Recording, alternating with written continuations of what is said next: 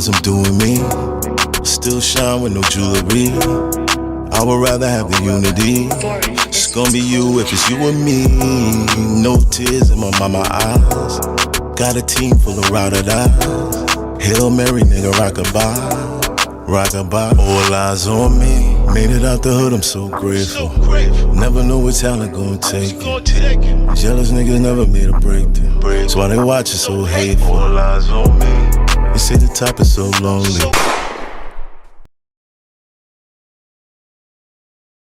Where, my nigga? Everybody bullshit. Everybody from out of town. I call bullshit, and I'll tell you why. This is a very easy myth. Let him go. Let him go. This is a very easy myth to dispel. Go ahead. I work at Def Jam Records. I'm from Brooklyn.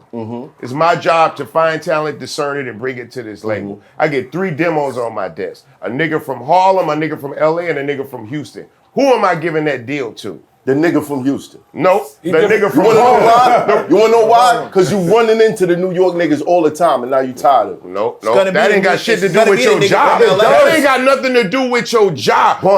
Your job is to be able to bring artists that you can contribute to the music being made. You don't know Houston good enough. You got to learn a bunch of shit. I live this, my nigga. I live this. I ain't mad at that. I ain't mad at that. But look, but you got to understand. The labels that. Because they don't follow that. It's not even like that. It depends on who's running the label. It's easier for a New York person. No, it's not. Listen, let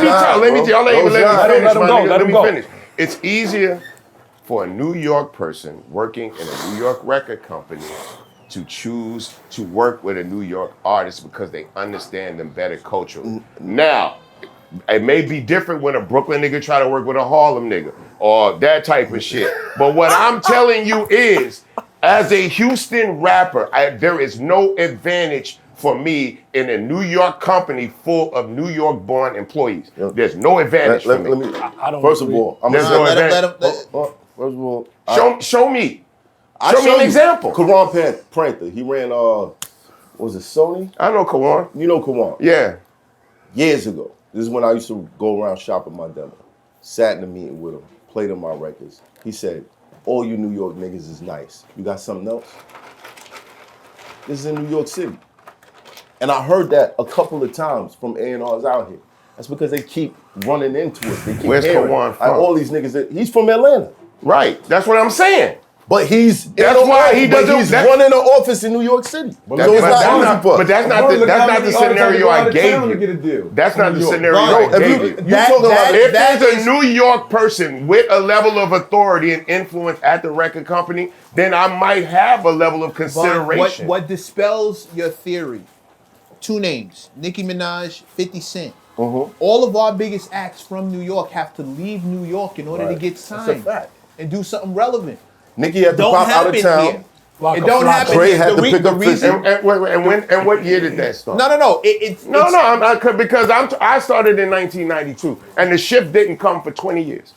For 20 years? The shift didn't come for 20 years. Where a Houston artist would get the same level of consideration. I never said that. But see, I was really specific with what I said. I'm basing it on a New York artist in New York looking to get signed. It's not the same thing. First of all, most of these A&Rs here, they don't believe New York is a big enough market. Now. For a minute. For a long time. They don't believe New York is a big enough market. That's why my answer was the dude from LA is the dude who's going to get the deal because they believe that's a huge market. Show me the Southern niggas that Sycamore put on. I can't show show me the Southern. Name an A&R. Show me the New York niggas Kawan put on. I'm talking about, this is the Mecca. Right? Before Kawan gets a job here, right? How many Southern people you know work in New York offices besides Kawan? In a position of power, because that's an anomaly, my nigga. That's an anomaly in the system. However, for a good 10, 15 years, there wasn't no New York acts breaking. None. After 50, who? Well, that's because we still got Jim Jones, Fab, and these niggas. They still but you're signing artists. You're not nurturing niggas. It's not like you found a demo. Nobody's finding Southern artists on a demo. These niggas got motion. Right. These niggas got momentum. So yeah, of course you can see it. But I'm talking about when this game started. I'm talking about demos on desks. Call me old because I'm from a different era, right? Right. That's what I'm saying. I But came that into don't this game. exist. Does that still exist? Demos on desk. No, that don't exist anymore. Not the So same. who got the A&Rs upper hand barely now? exist. Well, it's not even about the upper hand. It's about understanding it enough to put your job on the line for. That's Just what it's understanding about. what exactly. The artist and his culture. Oh, well, for sure. That's the thing. Because if you don't pick somebody whose culture you have more familiarity with, and you put everything on the line from a nigga from Ohio, you ain't never been Ohio, don't know nobody from Ohio. You gotta even figure out if he the shit in Ohio. Bun would it Nah, I can call somebody. I can call my cousin. I can call my classmate. I can call my barber. I can call my weed man. Hey, you live uptown. You ever heard of these little niggas? You ain't got nobody to call in Houston and ask who's who. The shit makes your job difficult. It makes, and I'm not talking about a DJ or a program director. I'm talking about the streets. Who's really popping? Would it blow your mind to know that there are people from New York in the New York office who have no idea what New York hip hop culture looks like? Yeah, at probably now, if they're under 25 or 26. Nah, this dude's my age, they're fucking the game Way up. before that. Way before that.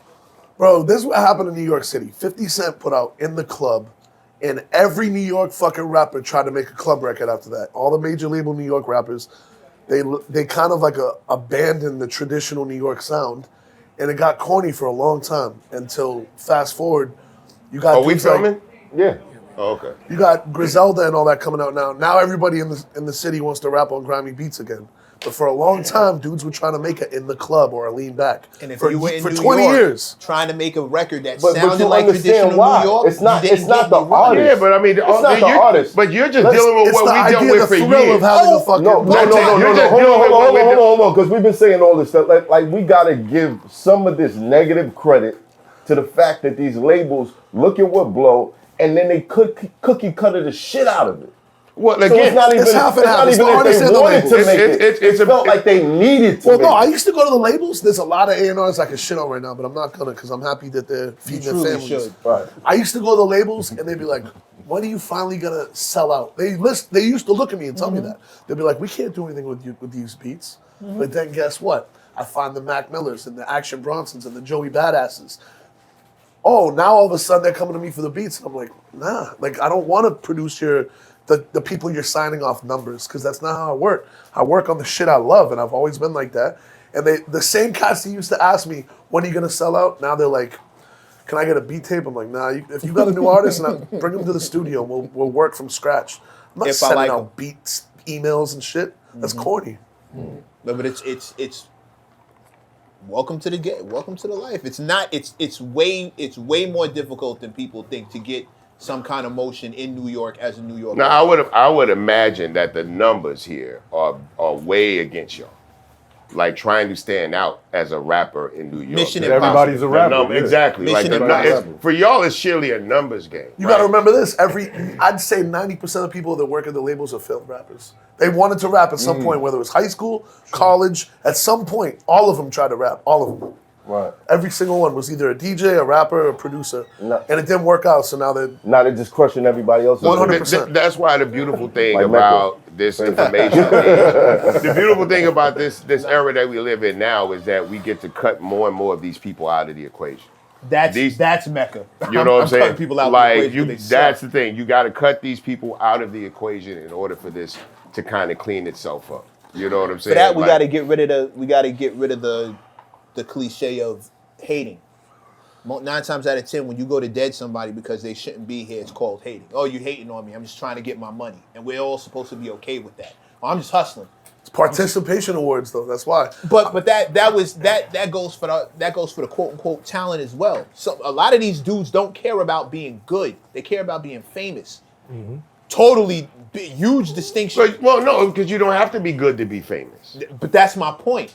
So there's no need to aspire for that. That's my point. Yeah. Right. So what do we? Yeah, but Participation. that came from when Yeah, but- Jeezy came out. Jeezy's But like, who I'm not a rapper. who you blaming? And then a lot of people after that were like, oh, neither am I. But No, I'm going to make... Siegel Like, so started who- that. It became like so- a cool thing. Nah, Hoffa was the Siegel first one I started know. that. Who started that? I'm not Siegel. Who are we blaming for that? as far as The advancement of technology. Like, I mean, That's the there's Social media? it's not one person's fault. The artists react. If I'm hungry and I'm in the hood and this looks like a good way out, okay, let me do it. And it don't take that much effort. I don't have to be as nice as Bun B. I could just say some nonsense and people seem to love it. So now I'm feeding my whole family off the nonsense and cool. That's a bit far-fetched. It's not that easy. And you know that and I know that. Yeah. It's not even close to being that easy. How many rappers in New Man, York? give us an example. How many man. rappers in New York? Right? Because the majority of niggas that's trying to do this will never make it. Just like the majority of the niggas that could hoop great in high school ain't gonna make it to the pros. But why? You got more of odds of making the NBA than you do having a $1 million rapper. Because people aren't honest about what the fuck they really want. And they don't have the discipline to go after it once they figure out what it costs. Well, here's the thing. Multiple reasons. We across the complain board. about the music and the direction of the music, right? And you can point the finger at everybody, but this shit is all in the hands of the consumer. Like, this shit ain't, us making music and it being sold ain't got shit to do with us. It's about them. So whenever you see music selling that you don't think should sell, you got to complain to the buyer. If I got dirt weed in a world full of dro, and niggas buying dirt weed, I'm gonna sell dirt weed. Don't complain to me for selling dirt weed. Complain to niggas for buying it. Because I'm finna come through with this bunk bullshit ass weed and get money. So this is why the numbers are And that's rap right now. Niggas get right. mad because they feel rappers don't execute to a high enough level to be considered a part of the culture. If the people that's buying it ain't asking me to do it, why the fuck would I do it? Why would I exert the energy? If I could fuck a girl in a hoopty, why would I hustle to get a Benz? The greatest feeling in the world was holding my own gun. I'm hypertensive, but all my decisions been wholesome. My independence had me flipping on siblings I stole from. Said I'm just big and loud. Well, half a pound is my silent treatment. I punched out plugs I could have stopped from eating. Stash of the product, shy nigga got a gun in the mask in the grass, it's a pop-up. I was Robin Hood with the stock, don't get shot up. Now I'm watching Robin Hood and my stocks, they just shot up. Now you can either accept that or you can get to work. That's all it is. You just do the math.